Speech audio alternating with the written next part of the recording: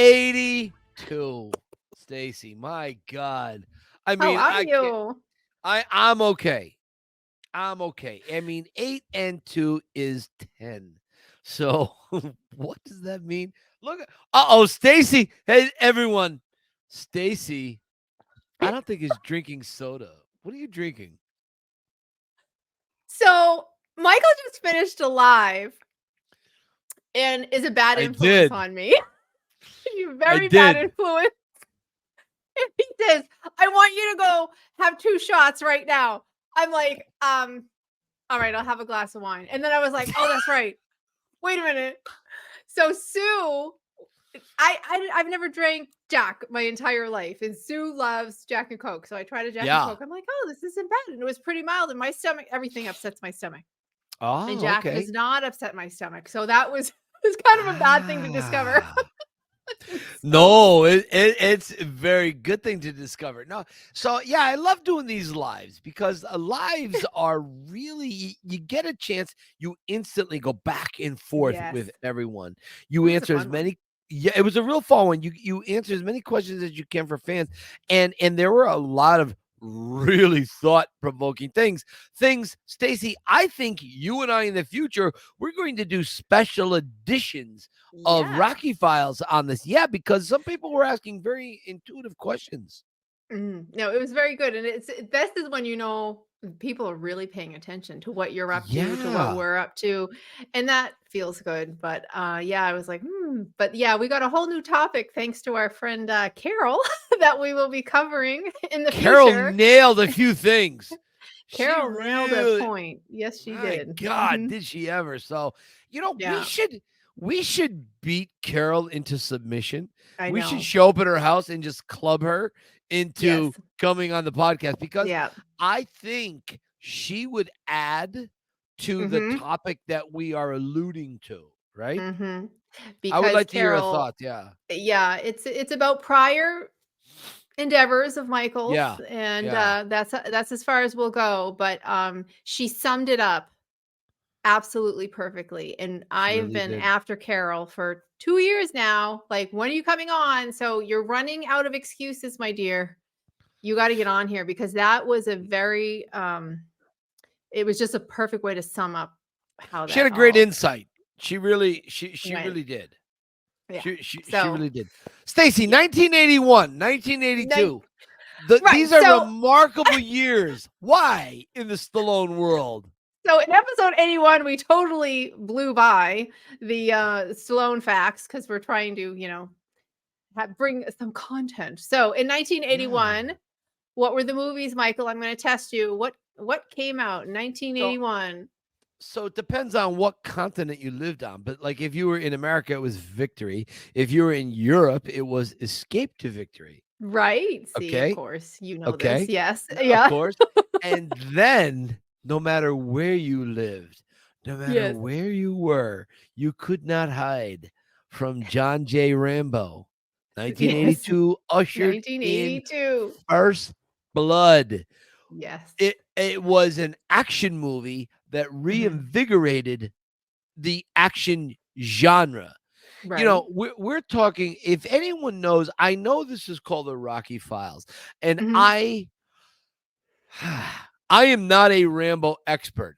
I am really good with Mhm. Rambo stuff, but I'm not an Right. expert on the Rambo series like I am with Rocky. And I would love to bring on Brian McKinney from the Hope Visitors Bureau Center. Okay, where am I going with this? The name of the town.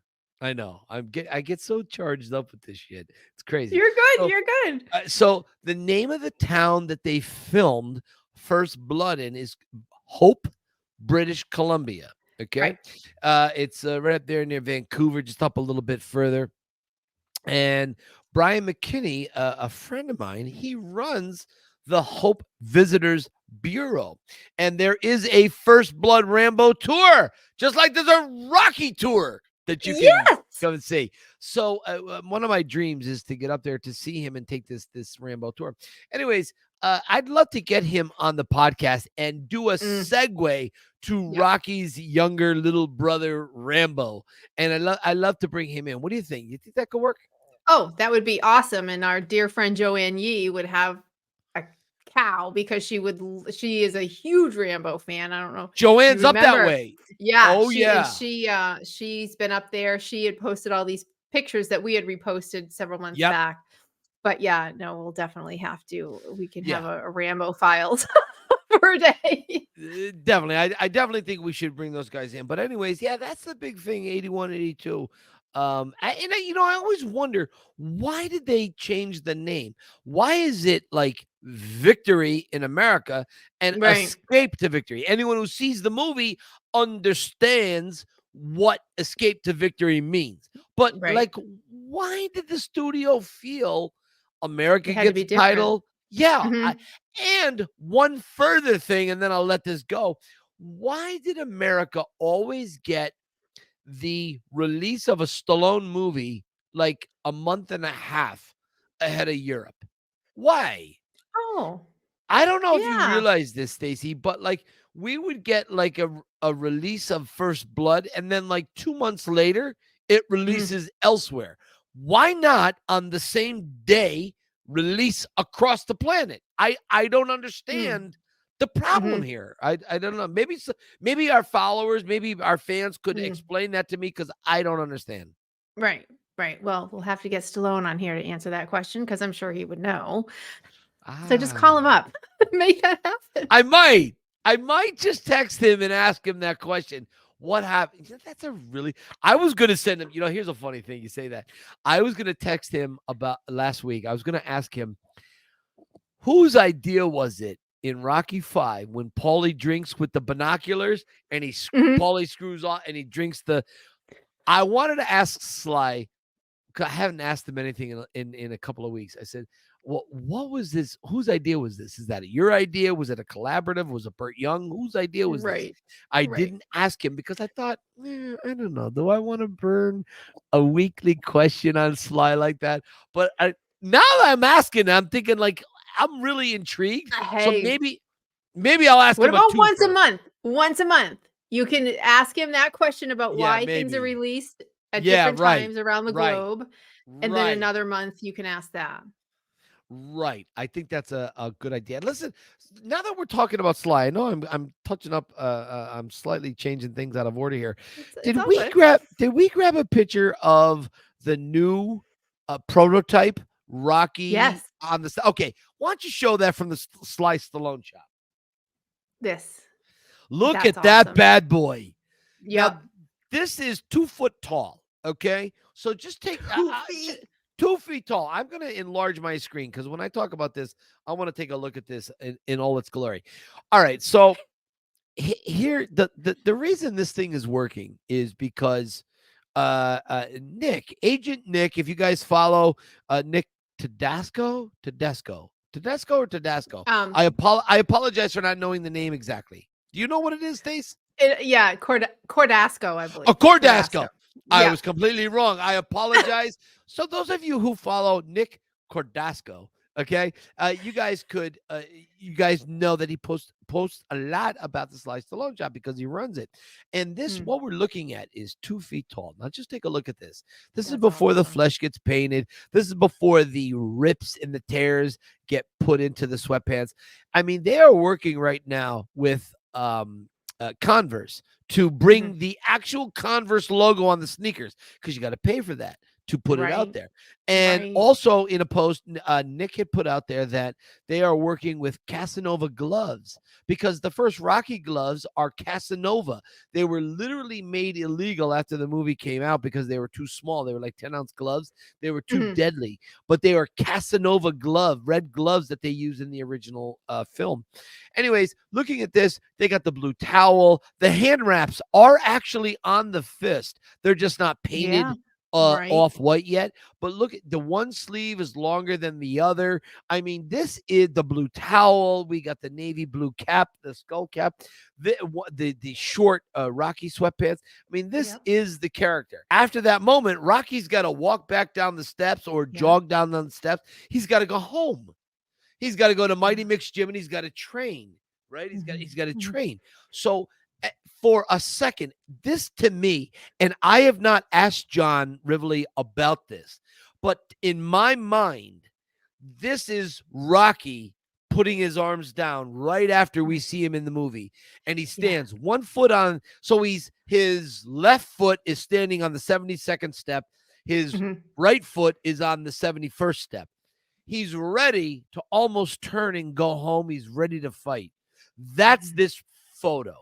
He's ready. Yeah. His arms are at his sides. He's ready to go. I Yeah. love this pose. Look at the string for the Yeah. waistband. This is Yeah. brilliant. Okay. Yeah. The It's detail. Right. it's brilliant. I can only hope, and knowing John Rivoli the way that I know him, he will have demanded if they could turn that statue Mhm. around on the back, Mhm. Italian stallion. Yeah, of course, it has to be. But this is what he does. He imagines what the moments are that we don't see. And Yeah. to me, when you look at this is that one last pause where he Yep. takes it all in and then goes down the stairs. That's what Yep. I feel Yeah. when I look at it for sure. Yes. Yeah. Yeah. It's Oh, cool. one thing I did want to say, because it's my favorite, Rocky 3 was also 82. Oh, yes. Jesus. Danny Watley will be pissed at us for Right. not mentioning Rocky 3. Jesus. Yes. How did we? This is the Rocky Files. You know what? That's it. We lost our licensing. All That's right. it. We're fired. We're fired. Anyway, Jesus. that was part 2 of 82, so I just wanted to pop that in there. My Gotcha. favorite. All right. So, there's lots of opinions going around about Yeah. this. An experience with. Yeah. Great photo, Kate from the Yeah. UK. Yeah, Kate from the UK put this up. I got a lot of people sending me a lot of clips about from the newspaper about Stephen, and I always say his name wrong. Stephen Olexy. I don't know what it Alexi, I is. think. Mhm, Alexi. Okay. mhm, So he was the promoter who did an experience with, and Sly had done 3 of them. And the last one in December out in LA was a complete disaster for a lot of people. I know mhm. our friend Tony from Round 14. I Yeah. know Charlie, Charlie Mhm. and his son Connor. I know they kind of got a little screwed over, and Yep. they had overbooked. What they had done, they had overbooked Sly. There was X amount that Sly had signed on for, and Mhm, it was nearly double, if not triple. And there was a mhm. lot of things going on in other rooms. There was a green room where Mhm. Sly wanted to go to kind of just collect himself Right. before he went out on stage to be somewhat composed, Charismatic and ready. Yeah. charismatic, and get in Mhm. the zone. And I understand that because I myself, as a simple little Rocky impersonator, I get green rooms and I go into these green rooms and usually there's no one there. There's a bottle of Mhm. water, and I usually get myself into character. Mike goes away. I start like, how you Right. doing? You know what I mean? Right. It's like bouncing the ball. It's like, hey, how you doing? You know what I mean? And so I Right. do all these things, and I get it. You need to be alone because you want to give the people that are paying, you want to give them everything you possibly can. And if you are being marginalized by other people in the room that are told, okay, if you pay me $10,000, 5 people will get to sit with you in the green room. Yeah. So this Olexy, I guess he made a lot of Mhm. money off of people sitting in the green room with Sly. Sly, to his credit, was a genuine stand-up guy. He Mhm. walked in, I can't believe this is happening, but okay, it's here. So he knew it would kill those fans. So he was Yeah. a stand-up guy and he was there for the fans. Anyways, not only did he screw over Sly, but he screwed over Arnold too. There's a whole story behind the Arnold Right. thing that went on. And Arnold's a very smart businessman. I'm not quite sure what happened with the Pacino. thing in the Mhm. UK. But this guy Olexy, he's really persona non grata.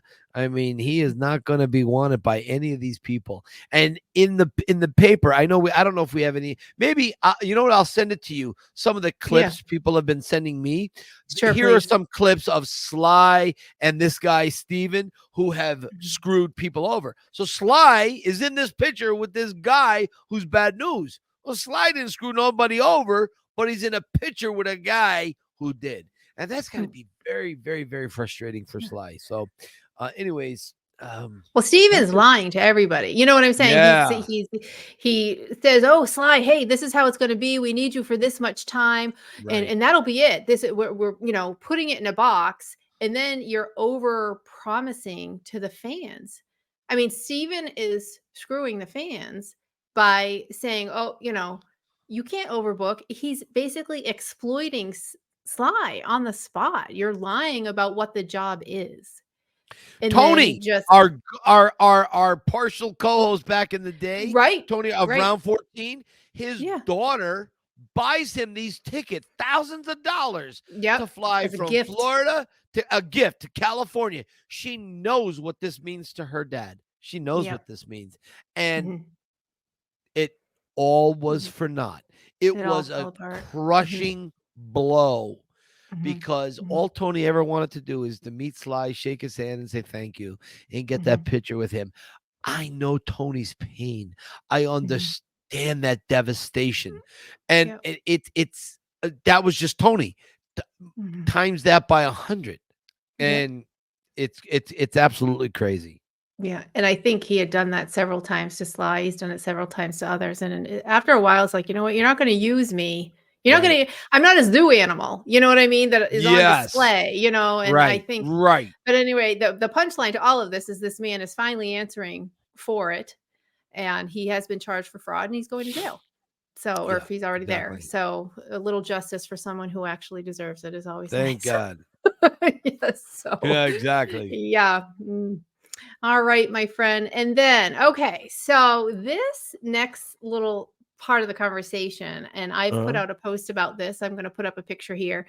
There's a 6-part podcast called The Statue, and it is a very layered look at the Rocky statue in Philadelphia, how it came into be, all the things before it, what it means to various groups of people, what it means to Rocky people, what it means to people of color, what it means to people from around the world.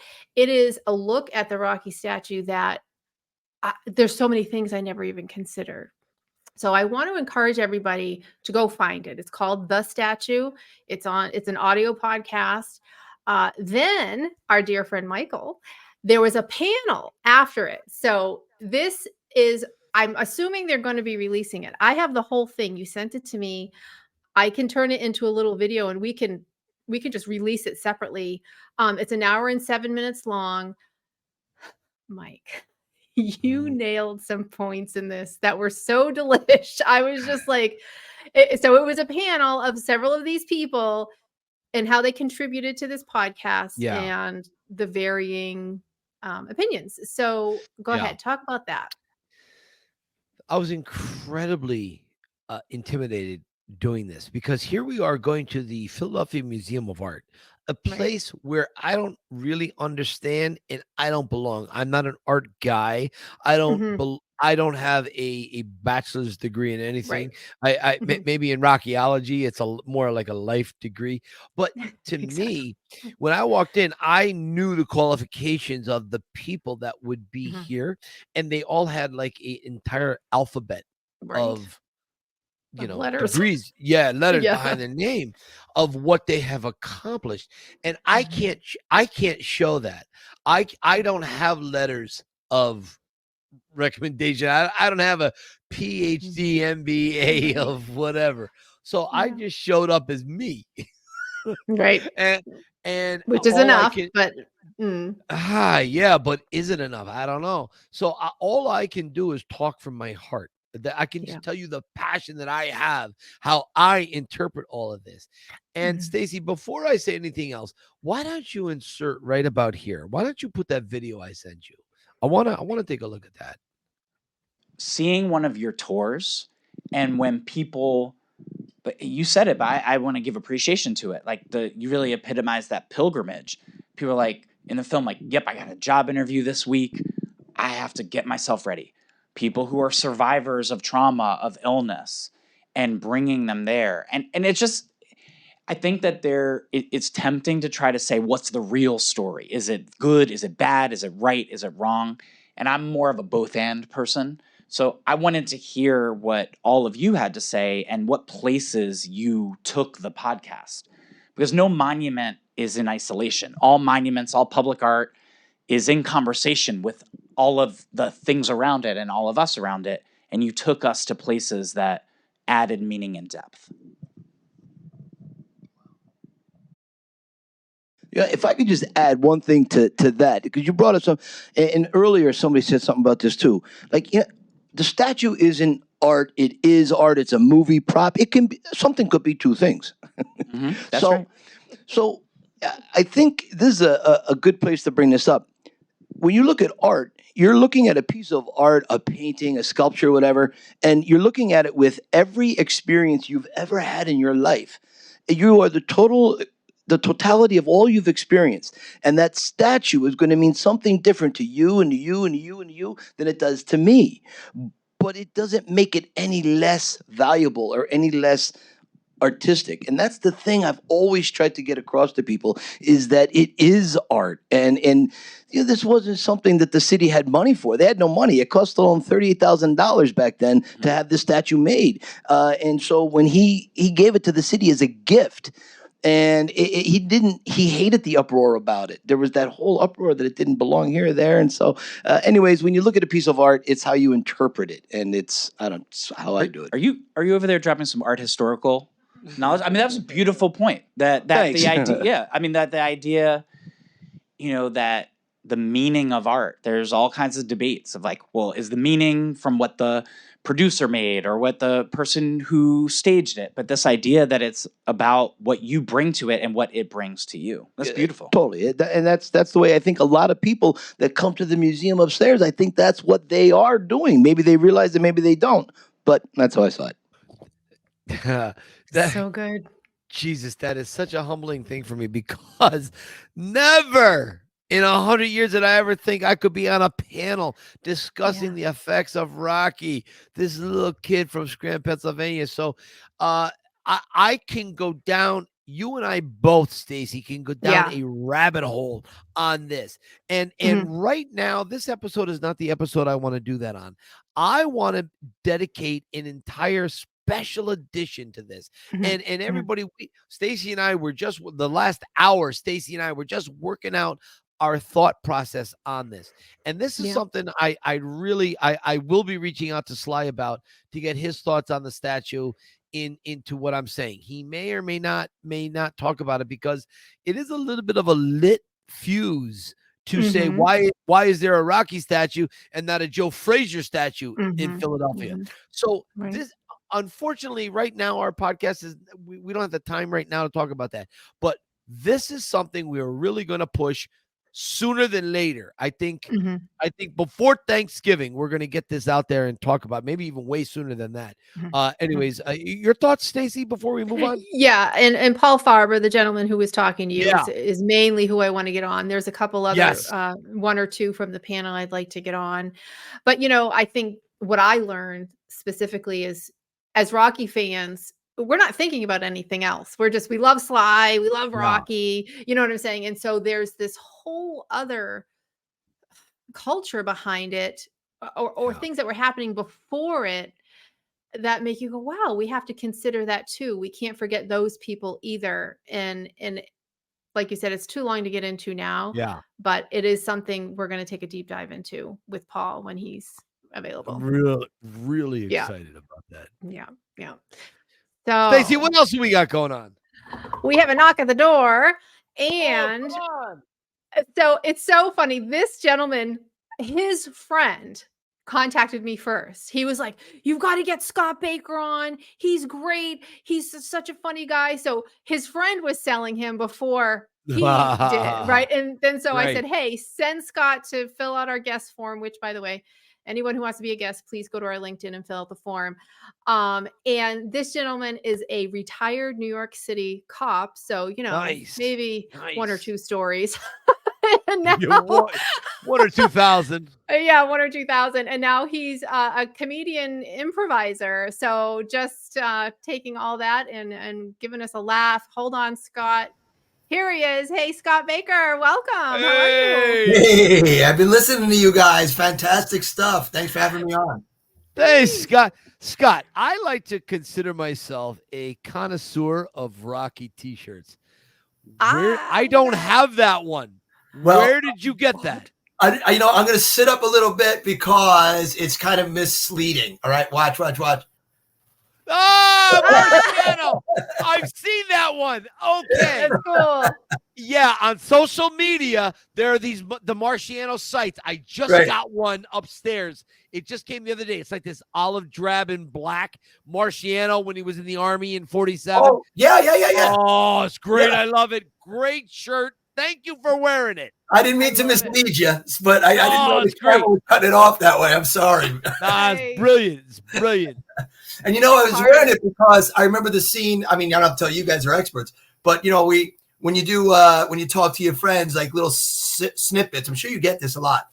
We'll just text each other little snippets from all the Rocky movies or something like that. And one of the things when Mickey comes into his apartment, and he's going, "You move like the Rock, yeah, you move like him." It reminds him of him. So I've been a Marciano fan, I'm a Dempsey fan, a Marciano fan, a Joe Frazier fan. Yep. Nice. So I have some boxing T-shirts, so this one was appropriate for today.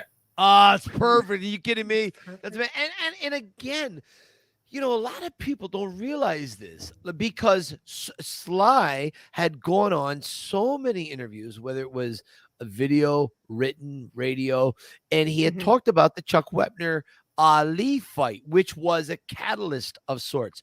But also, people don't understand. Joe Frazier pounded frozen beef. Rocky Marciano was one of the main people that Sly thought of. That's where he got Rocky from.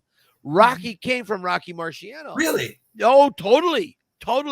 And Sly was living, a lot of people may not know this, but Sly was living down the street from a place called Balboa Park. Oh, I didn't know that.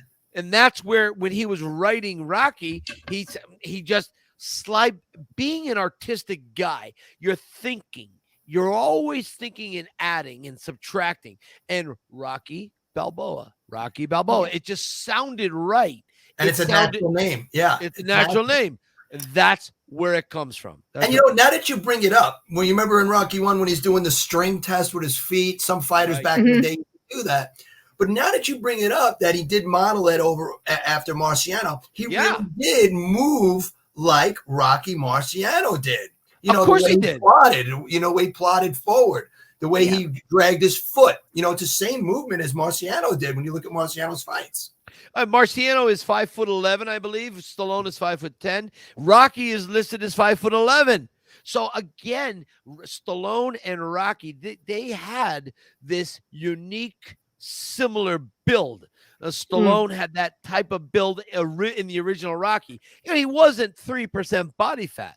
He wasn't. No. Not like he would become 3 and 4 and so on. So, and Marciano wasn't 3% body fat. Marciano was great shape, great boulder shoulders, great 16-inch arms, big forearms, right? But Marciano never had a really big chest. He had a natural fighter's chest, because you wouldn't have a big Arnold Schwarzenegger chest. You wouldn't have that as a boxer. No, it makes it actually contradictory to you talking exactly. About chest is too much. That means your hands are too far wide out. So when you look at Marciano, where he punched everything, the famous 6-inch punch when he fought Walcott, everything is that short from the shoulder, bang, bang. Everything. If you watch his shoulders and his hip, nothing is like a Tommy Hearns where he's out long like that. Right. Which is what made that Creed Rocky 1 and 2 so great, because it was Ali Frazier, type of dynamic. And when he got inside and he started banging Paulo's body, everything's with the shoulders, just like Marciano. Marciano can't fight from the outside. There's no way. Right. Totally. Stacy, why do we have Scott here? Let me tell I mean, Okay. he's on fire. He's a firecracker. Yeah, no, I knew it. We were going back and forth, and I think Scott, the most adorable thing you said is you're like, well, I don't know if I have a specific example, and then you gave me like 5 specific examples of why you Run. love Rocky and how he carried you through. I'm like, what are you talking about? So, I don't. If you want to go linear, we can go back, and start from when you were a kid. I mean, you went through some serious stuff, some very very serious things that Rocky kind of pushed you. He up did. and through. He did. Mhm. When you're a kid, and the things I guess I went through, you don't realize you're going through them because you're a kid. You think it's normal, right? You don't realize that you're facing these uphill battles at a young age because you didn't fall from grace. Yeah. It was just something natural to me. Wow. So I think, like in the files, I'll tell you, I mean, I never used to want to talk about it, but then as I get older, I realize that my story sometimes helps people. So without the risk of sounding braggadocious, I do it more to tell people so maybe they can learn from it and help themselves. Just like Stallone and Rocky, maybe he didn't set out to write a story that was going to help people for the next 50 years, but it certainly does, Right. So when I was a kid, I was 4 when my brother, who was 7, I had 2 brothers, 7 and 10. I was 4 as the youngest. So my brother, who was 7, he got leukemia and passed away within a couple of months, and he died in the apartment in Brooklyn, and I was right there. So to me, death was early, struggle was early. And then a couple of months later, my father got cancer, and he struggled for like 6 or 7 years before he passed when I was 10. So I was Italian. I'm Italian and Jewish. I was raised Jewish, and we moved from Brooklyn to Long Island. And now all of a sudden, I see everybody else with fathers and little leagues and this and that. To me, the normal part of it is I don't have a father. So I don't have heroes close by to look at. So what do? You gravitate towards what you see. So 1977 was my father died. 1976 was Rocky, right? I believe. Yeah. Yes, sir. So the popularity hit. And who did I gravitate to? I gravitated towards a guy who used hard work, ethic, honesty, sense of humor, all of these things, get knocked down, get back up, all of these things. And I gravitated to that subconsciously to try and be that type of character, along with some other, Hollywood people and some other people in the neighborhood. So I gravitated towards that. And Stallone probably didn't set out that way to make that type of hero, but he did affect this person. And in turn, I affected others, and all those things that he did, those values he put in his movies. I just gravitated towards because they inspired me to never, ever give up, take those hits. And, in the last movie about, it's Rocky Balboa in his last one, when he gives that speech to his kid is so poignant because nothing's going to hit, you don't know when life is going to strike you down. It could be a Tuesday afternoon. It could be, something you see coming. But, nothing's going to hit as hard as life, but you have to keep moving. And all of his movies are in that genre. And I gravitated towards that. And, I just believed in it. You said something that is so, here's, I was telling Stacy before we started, I was like, okay, Stacy, you got to go with this. You're going to do all the segues, everything. And like, you get me thinking, Scott. Yeah. And one, I do want to say this. You said something very, very profoundly. Sly didn't set out to do something that was going to affect people for the next 50 years. Yeah. He didn't. That was not his. That's right. Not. Yeah. He just wanted to tell his story in the body of a boxer because no one cared about an out of work actor. Nobody cared. But fighting, we all understand this, okay? You got to fight to get up in the morning. You got to fight to use the bathroom if you got a big family. You got to fight through traffic, fight through work, fight to get home. Yeah. Sometimes you got to fight with the people you love the most because they aggravate you, right? So we all understand fighting. When you said that, I thought, whoa, that is a very intelligent look at this thing, inspiring people for 50 years. Now, you get inspired. You then go on to inspire other people. How did you inspire other people? I'm fascinated by this. Well, it's life is a journey, right? So from Rocky 1 all the way through to Rocky Balboa, you keep adding to your journey. It's just a personal belief. I believe that you're here for two reasons: to teach and to learn. And you constantly do that. You're either teaching people and you're learning, and you're bettering your soul, you're bettering who you are. So with each trial and tribulation we had, after my father died, my oldest brother was severely picked on. He just couldn't handle all the pressure. He was 10 when he lost a brother. Okay. Then he was 17 when he lost his father. I had the same circumstance, but I was 4 and 10. Did not affect me the same way because, again, to me, tragedy became normal. It was not a fall from grace. His was. So now he moves out from Brooklyn to Long Island. He's not a fighter by nature. He's just a kid, just wants to have fun, wants to be loved and liked. And all of a sudden, there was a group of people who latched on to anti-Semitism at that time. Okay. Not because there was so much anti-Semitism per se, but they found a weak link. Let me make fun of you in this way. Okay. You're heavy set. You're not fighting back. So what do the bullies do? They jump on it, right? Yeah. So they lit our garbage cans on fire. They firebombed the house with a chlorine bomb. They burned the swastika on our front lawn. And it wasn't, we had good people in the neighborhood too. There's a group of Irish kids across the street, 5 brothers. They lit our garbage cans on fire one night. They came storming out of the house like Navy SEALs. And they chased these kids down the block. And it was the last time my brother was picked on in that way. Because they beat the piss out of him down the block. Wow. So nice. So what I would do is I wanted to help people because it was just different. I was born with it. I wasn't. I'm saying my brother had the fall from grace. He's like, oh, this is a great family. 5 of us. Now there's 3 of us. We didn't have any money at all. I remember telling my mother, Ma, how come you don't fill up the tank of gas? When we go to the gas station, it's to just get $5. Get better gas mileage. You got to stop anyway. And she looked at me and she said, because I only have $5 in my purse. We didn't have any money, and we just didn't have it. So that's the way I grew up. And I grew up then.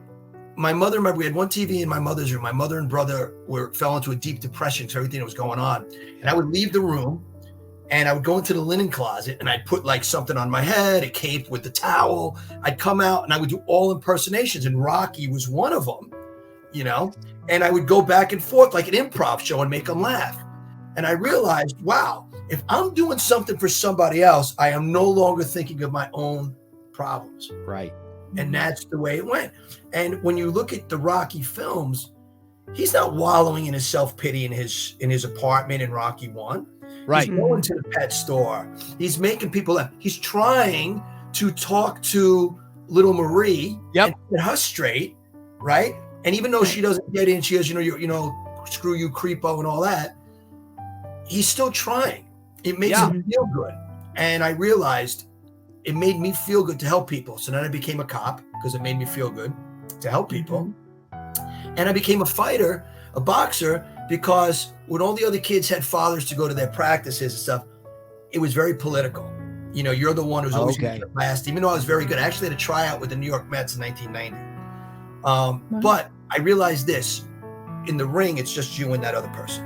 Right. There's no politics. When you get to the pros, there's politics with Don King and Bob Aaron back in the day with the right. But in the amateurs, really not that many politics. You just win or you lose, and everything is on you. If you didn't run, it's going to come out in your performance. If you don't train, it's going to come out in your performance. You can't make excuses. And Rocky never made excuses. He took the punches, whatever it was. And what I think was so great about the Rocky films, the first and the last, the outcome didn't matter. It didn't matter. If you won, he didn't care if he won in Rocky 1, and he didn't care if he won in the last Rocky. He walked out of the ring. Right. So I developed that type of thing where my work ethic towards things I wanted to do became important. Doesn't mean I didn't take shortcuts, because as a young man with no guidance, of course I took shortcuts. Sure. Yeah. But I knew better. I knew when I was taking those shortcuts, and I try and instill that in my daughters now. There's no place there's no shortcut to any place worth going. I tell them all the time. And I get that from situations like watching Stallone. And again, he didn't set out to do that, but he did definitely affect my life in a very big way with his movies and the way he carries himself. See, that's the thing. That's the thing about this character. It's life lessons. It really is. There are a million life lessons you can take from Rocky. all the Rocky movies.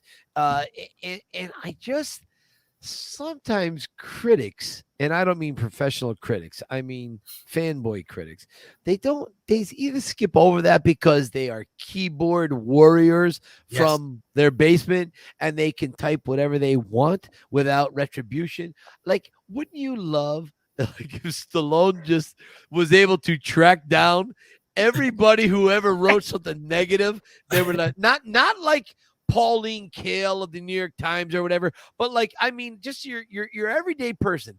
And he knocks at the door and he goes, you just had a problem with Rocky 5?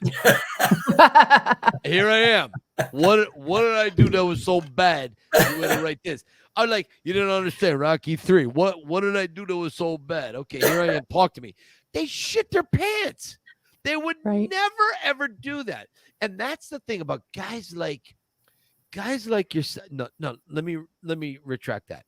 Humans like yourself, because I always have to remember male, female. You know, people like yourself, they find themselves in those Rocky moments in life, and they say, what would Rocky do? Stacy's very famous for saying this. What would Rocky do?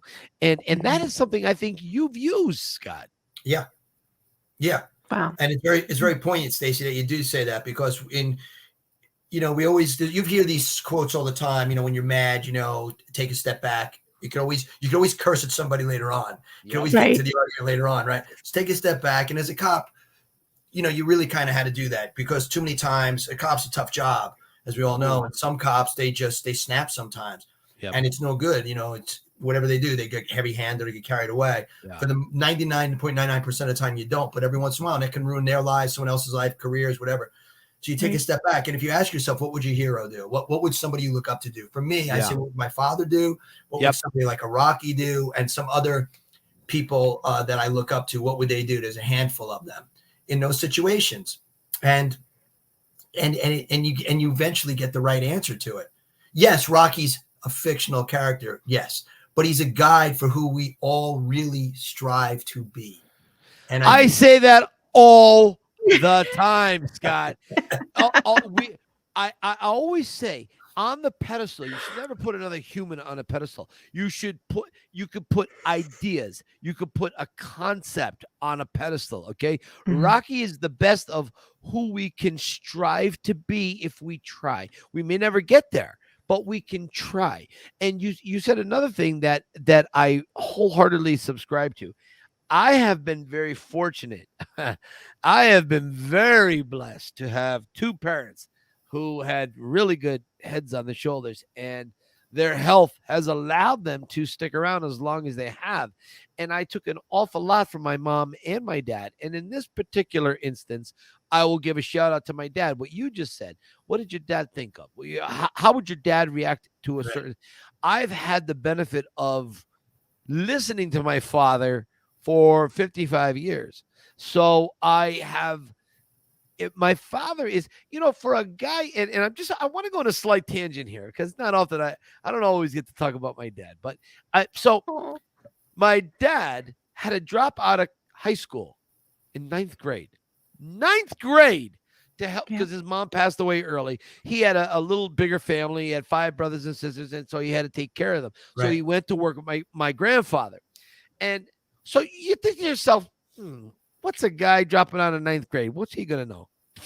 Way more than everything. PhDs. That's exactly. Right. That's right. Exactly. He had to learn it. He had to learn it by trial and error. Exactly. He walked it, and he knew what he didn't want and what he did want. And so I really, and Stacy can attest to this to a degree, I usually beat myself up to a degree.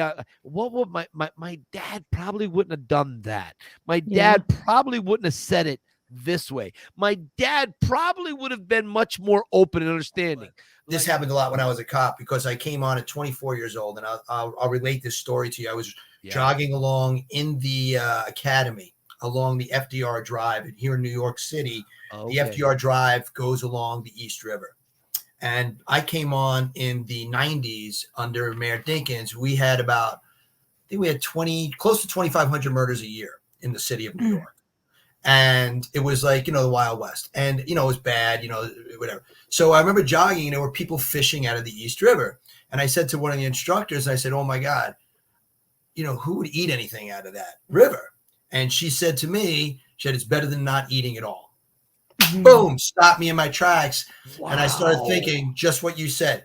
These homeless people, some of these criminals, they're not born. When they're born in this hospital, no nurse ever held a baby and go, "Oh my God, you're going to be a drug addict. Oh my God, You're going to be a thief. You're going to hit someone over the head with a pipe." No, it's so many reasons why people take a wrong path down a place. Now, I'm not God. You have to protect yourself as a person and all that. Yeah. But, I don't want to stand, if I have to judge actions, I don't want to judge people unless all the facts are always in. So you learn from that too. Kind of like if you go back to your Rocky thing when he's sitting there with Paul, you go, "You don't know. People do because they want to do." Yeah. You created your own circumstances a lot of times. Now, be that as it may, as an adult, you do have your own choices, no matter what you're told. Did. You know the difference between right and wrong every time. And many times we take the wrong choice because it's an easy way out. Absolutely. Absolutely. And I love what you just said. Again, it's about understanding human nature. We are so flawed as humans, and we are trying to do the right thing. The majority of us do try to do the right thing time and time again. And sometimes we do need those heroes, like you said, to look to. What would Rocky do? And I think that is one of the beautiful things about good storytelling, about great music, about great fairy tales, all these things, mythology, Odysseus, all of these things, I really believe contribute to who we are at any given time. I do see that. It definitely does. Studies will show that if you look at certain music or certain shows that kids watch, you can go on and on and on with studies of psychological background of experts that say kids that are prone to watch X develop this. Kids that are prone to watch Y, they fall down that. And so when they say, yes, as human beings, we have choices, what we can, even though, look, if you watch bad music or movies that have violence, we still have a choice. Do we do that violence? True. Right, but when you're inundated, when kids are inundated Yep. with violent music or violent shows, on who are the heroes when they don't have stability in the home? If I would have watched different shows, maybe I would have been a different type of person. But I watched certain shows and I gravitated to. But again, my father died when I was 10. So I had a very solid foundation of right and wrong and respect. So what did I do? I gravitated towards other people, other characters that showed respect for themselves and for others. And Rocky was one of those people, along with some others. What led you to being a cop? I was a cop for 5 years. Didn't work out for me. I was too empathetic. I wasn't tough enough to be a cop. For you, how'd you get to be a cop? It was a couple of reasons. Because I couldn't sing and dance. No, I'm kidding. Nice. Well, because like I said, I grew up with not much, and when I got out of college, it was 1990. There was a recession going on. The Gulf War was going on. So we were in a recession. There weren't a lot of jobs out. And I grew up and I said, I want to make sure I got benefits. I want to make sure I got a pension. I was a pharmaceutical sales rep for 6 months. And I was like, this just doesn't do it for me. I don't want to be in a suit. I want to be out there. I grew up struggling in the belly of the beast of society. Even though I was in a good neighborhood, we were struggling in that neighborhood. And I said, I don't want to be, I had gotten sick. I didn't have health benefits. And the doctor in the neighborhood said, bring him in anyway. And he fixed me up. And I said, I never want to be in this position again. So I said, what's the best way? So I became a cop. I knew it could help people. I had benefits. It was a solid pension. And I knew I didn't want to grow up and end up in the spot where my mother was with no money, no pension, and struggling all the time, no benefits and all that. So I did it. And I tell you, it was the single probably best decision I ever made because of the people that I worked with. I mean, you're 24 years old and I got Vietnam vets teaching me how to act as a person. Wow. I've got, I'm 24 years old I'm knocking on doors going, I hate to say this, Mr. and Mrs. So-and-so, but your husband or your wife or your kid, say were killed. And, You got to be, you know, you got a gun on your hip. You're 24 years old. 24 years old. You know, and you're making these decisions, these conversations, and I'm like, whoa. You talk about a reality check. My friends are going out to the bars.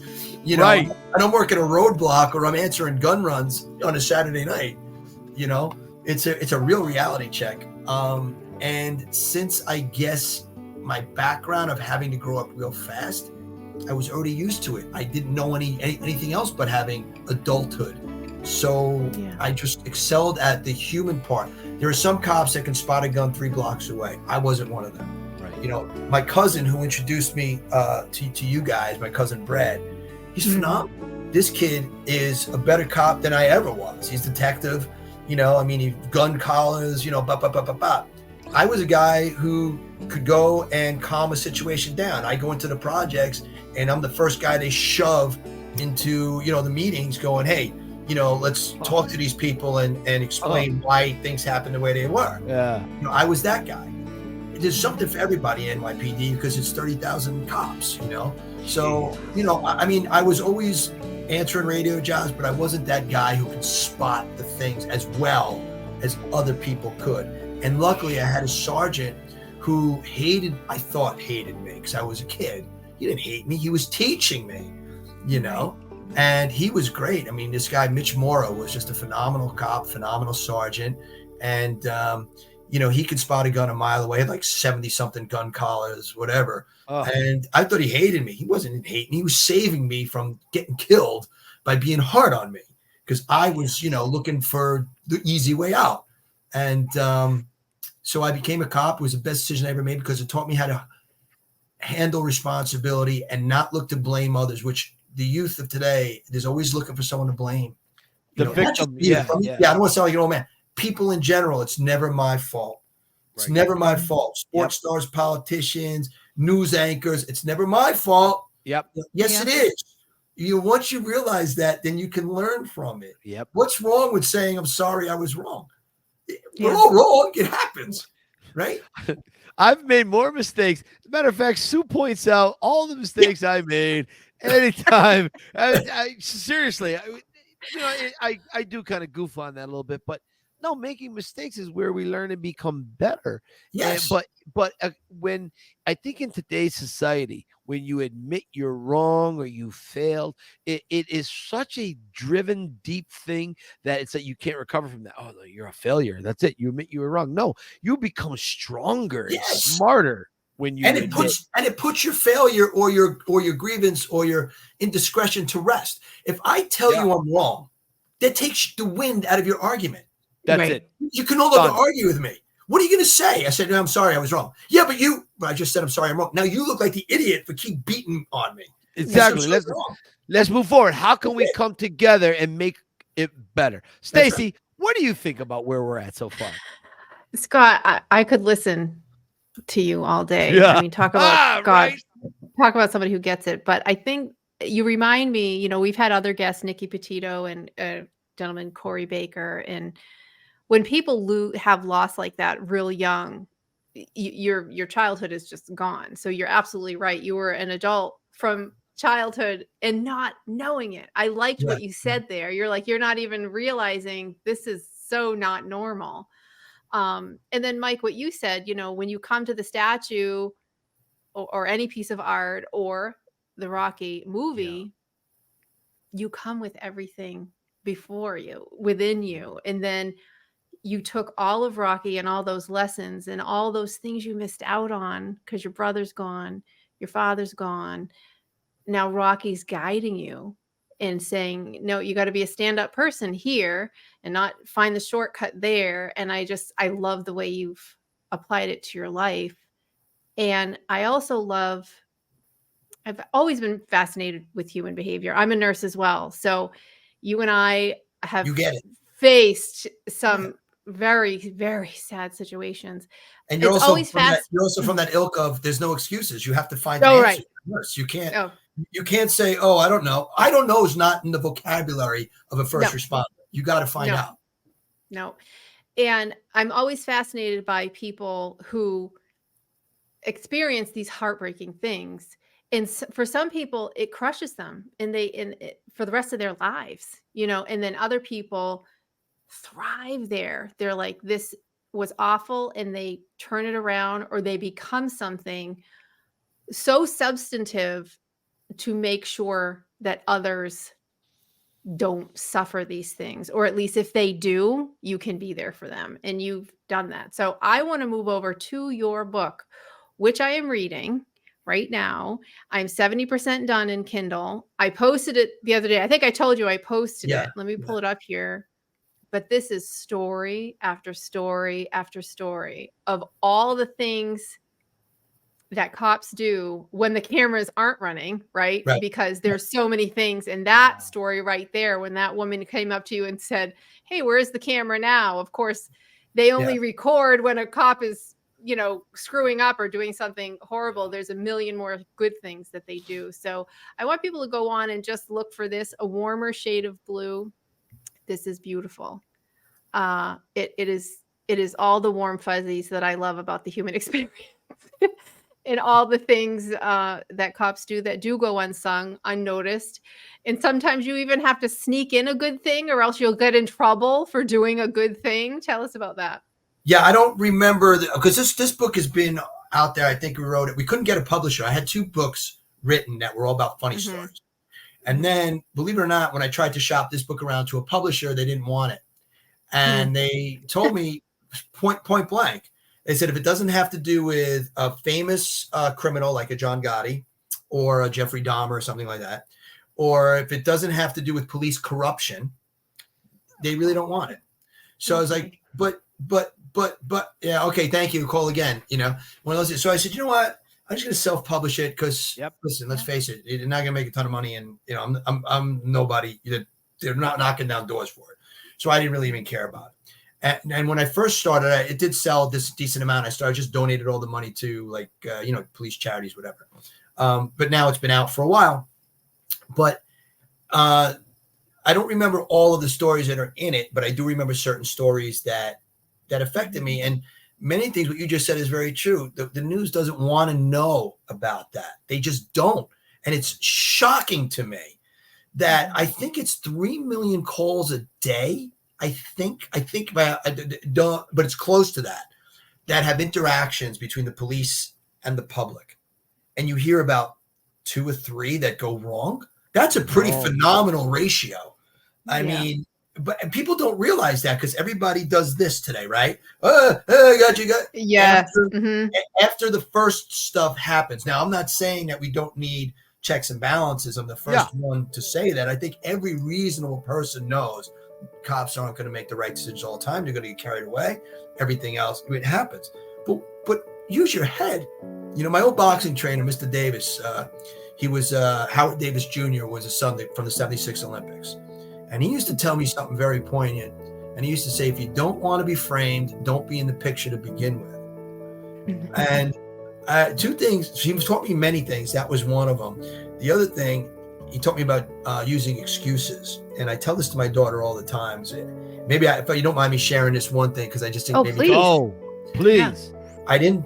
I showed up and I really didn't have the wind in me that day. And I don't remember if I was sparring or if I was just hitting the pads, working out with him. And he put his arms down. He said, "What'd you do this weekend?" I said, "Oh yeah, I'm a little tired. Yeah, I did go out." He goes, "You went out?" I said, "Yeah, I had a couple of drinks." He goes, "Why'd you have a couple of drinks?" I go, "Well, I don't drink a lot," which I didn't, but I did have a couple. And he said, "Why'd you have a couple of drinks?" I said, "Well, I don't drink that much." Now I'm looking for the excuse to, because I didn't drink that much, but people are drinking, I have a drink to be social. And he said something to me I never forgot, because he called me on my garbage right there and then. And he said, "Are you not confident enough to not drink? That you need a drink to be social?" And I felt like this big. I'm like, you just called me on my manhood that I need a drink to be able to talk to somebody. I can't talk to a girl without a drink. I can't be social without a drink. What a fool I felt like. Wow. at that point.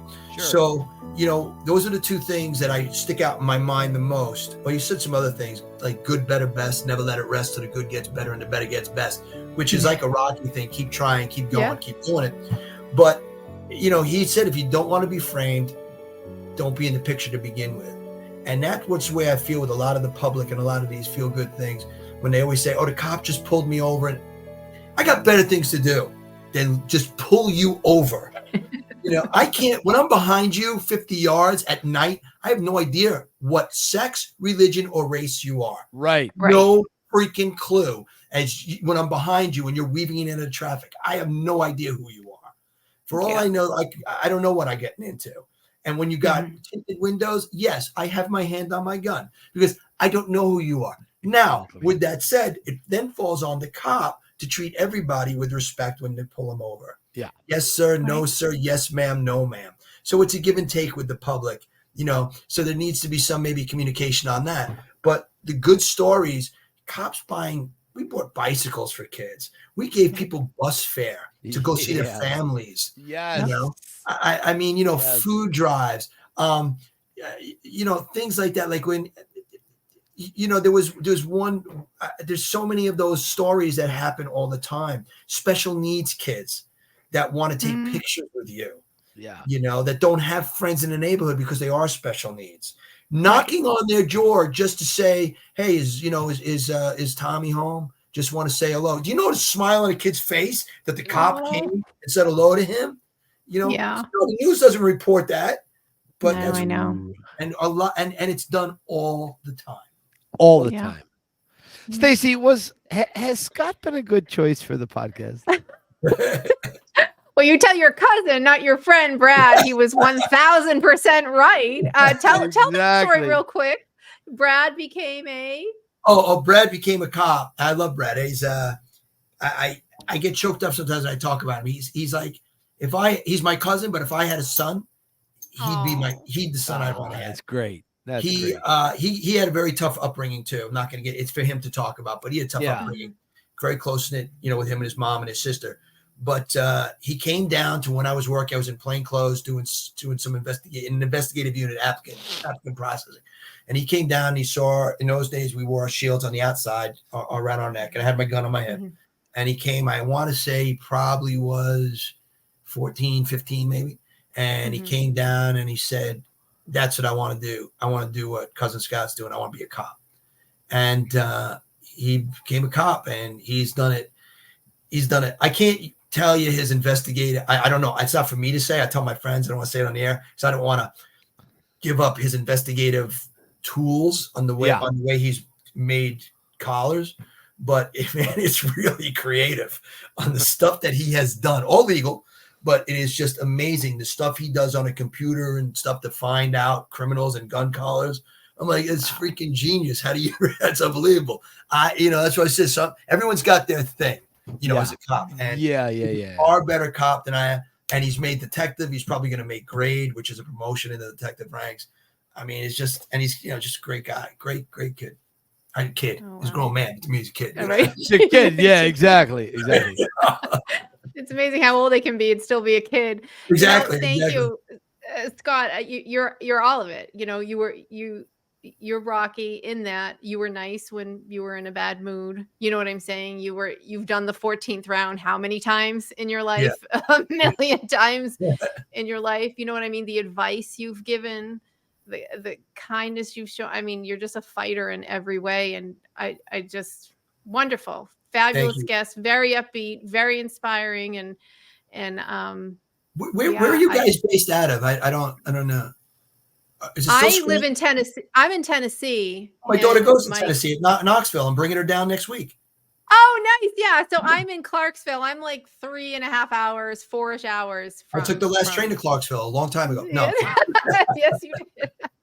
I'm in Philly. Mike. You're in Philly. Yeah. Oh, Mike, I don't know, but I'm doing a show in Doylestown on Friday and Saturday at Saturday at Poco's Comedy Club. Yeah. Doylestown's not that far. It's like 15 minutes away. Maybe 17 minutes. It's if you want to come down and watch a show, let me know. You know what? After this, Scott, I'll get your information from Stacy, and I'll send you my phone number. Well, let's talk about it. Let me see if Yeah. we can get down there. I love that. I'm If my there. I'm wife- there 2-3 times a year. So no. Oh, are you really? Yeah, so Oh, no good, problem. good. Yeah, I'd Yeah. love to come down. All right, I great. love Yeah, that. so let's just dedicate a few minutes to that. You do improv, and when are you Yeah, I coming do to Nashville? comedy. Because that's only Yes, 40 minutes for exactly. me. I love this. Well, we will be down in Tennessee. We will be doing our net of where we're going to go will be long. We would go up and down the East Coast. We've done cruise ships. We do casinos. We do some major theaters. We'll be doing Nice. some stuff. I've been doing it for like 15 years. It's all off the cuff. Are It's a you more comedy team. Seinfeld, more Dice, more Yeah. More Whose Line Is It Anyway? Because Okay. Nice. it's all audience participation, and we go where the crowd goes. So we could do our family shows, we do our adult shows. I've never believed in if you have to rely on the curse to be funny, you're not funny. Yeah. Right. You know, so we do that, and we try to treat everybody with the respect, but have fun with it. We don't make fun of you. Our mantra is have fun with you. So, Right. Scott, on the Rocky Files, as we close out here, we have two questions we'd like to ask. Sure. All right. So one is one we've asked from every episode, but no one we've been asking is, how do you see the character of Rocky? If you're going about your day, you're in the middle of your comedy routine, it's after it, you're relaxed, you're chilling, you're thinking about the night, and someone says, "Hey, are you a Rocky fan?" What's the image that pops into your mind of Rocky? Humility. Oh, really? Yeah. You know, in all of his episodes, he was humble in every single thing with his success. And he treated everybody with respect. Okay. So you can always say, yeah, not give up, but that's already in me you know what I mean? It's bred in me now, right, from the character and from other things I've done in life. But the humility of treating people with the respect, that flashes through my mind. When I think of Rocky, I think of the Thanksgiving scene when okay. You know, it's to you, it's thanks to everybody, it's Thanksgiving. To me, it's Thursday. Yeah, right. You know, and you know, to me, that's who Rocky is. He's always humble. And in the last one too, when he's just walking out of the ring, and you know, he didn't care if he won or lost. He just wanted to prove it to himself that he could do it. So, Scott, you have 30 seconds in an elevator with Sylvester Stallone. What do you say to him? Thank you. That's it. Just thank you. You know, I mean, thank you for all the stuff that you did, for staying humble. I would just say thank you for being the guy that you are through All Out, and not being one of these loudmouth celebrities, staying true to who you were, and being a good guy, and staying out of the tabloids of stupidity, and just being a good guy. I think that's more important than anything. Scott, I want to thank you from the bottom of my heart so much for your time, your energy, your stories, and your heart. Brother, I got to tell you, I got mad love for you. Seriously. Well, thank the both of you for doing the job you're doing, because I think it really is great. It's great entertainment, and it's really heartfelt stuff. So thanks for having me on. Yeah. Scott, as we always say, keep punching. Okay. See you, pal. Guys. Take Bye. care. Bye-bye. Bye. All right. I mean, Yeah. Wow. you can talk for 3 hours. Yeah. The stories are endless. And I think I related to him so much because nurses work very closely with cops. You know what I'm saying? And cops are passing off these folks many, many times to the ER, to the nurses. And so there's a million things that you do that go unseen, you know, and he's absolutely right about that. And I don't know. I just want people to read that book, because each story is very quick. It's 2 or 3 pages, right? But it just highlights the sweet spot of that one little thing. And it doesn't have to be, you know, I jumped in front of the bullet. It's, you know, it doesn't have to be this massive thing to mean the world to someone who really, really needs it. And he does all that. And he's Rocky in every way. He's Rocky in a cop uniform. Yes, he is. Yes. And now he's making people laugh. So I like that too. You got to love that. Laughter is the best cure-all. Stacy, what else is happening on the Rocky Files? Let me see. What do we have? I think we're done. We're out of here. Yeah, we did good. I love the vibe. It was a great vibe. It was a this good vibe. So yeah, for sure. Michael, where can people find you? All right. So I wrote a little book called Cue the Rocky Music. And it is a kind of like a whole what I do about the tour, what stories I tell on my tour, I have in the book expanded. Okay. I Yes. tell in a linear fashion that Yes. is a much more in-depth detail about my life. So you can go to anywhere books are sold, barnesandnoble.com or amazon.com, and buy Cue the Rocky Music. I mean, it's a great little book. There is a poster, there is a movie about me called The Pretender. There it is. Boom! Boom! The I had that one. Pretender. From my good friend Jimmy Toscano out in Detroit, a filmmaker who came to me with an idea about a Rocky fan documentary. I thought he was crazy, and boy, did he have something special. So check that out. Check me out at the Philly Film Tour. Oh, sometimes I forget the new name. And just keep punching people. Stacy, where can people find you? I'm over at Had Me at Yo on Instagram as well as The Rocky Files. And on Facebook, we are at The Rocky Files Podcast. Yay. Stacy, I'll see you next week. See you next week. Keep punching, my friend.